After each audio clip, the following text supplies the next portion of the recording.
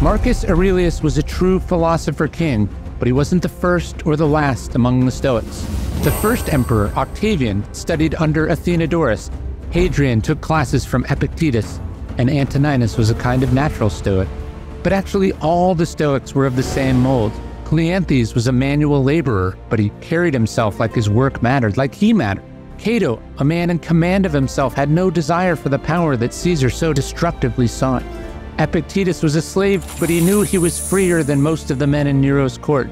As Epictetus's teacher Musonius Rufus would say, "I believe a good king is from the outset and by necessity a philosopher, and the philosopher is from the outset a kingly person." For the Stoics, it didn't matter what one did for a living, it mattered how they did it. Yes, sure, there was the job king, but far more important was being a kingly person, was conquering the greatest empire, the one that Seneca laid out, command of oneself. If we are to aspire to power, this is the type to aspire to. If we want to lead, let us start by leading ourselves. If we want accolades and privileges, let us seek to deserve them rather than to lust after and acquire them.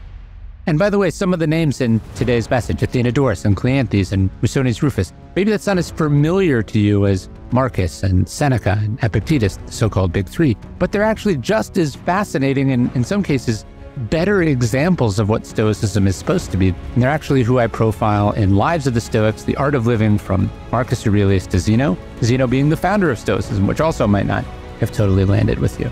But I really wanted to look at who the Stoics were, what they did, how they lived, where they lived up to the philosophy, where they fell short.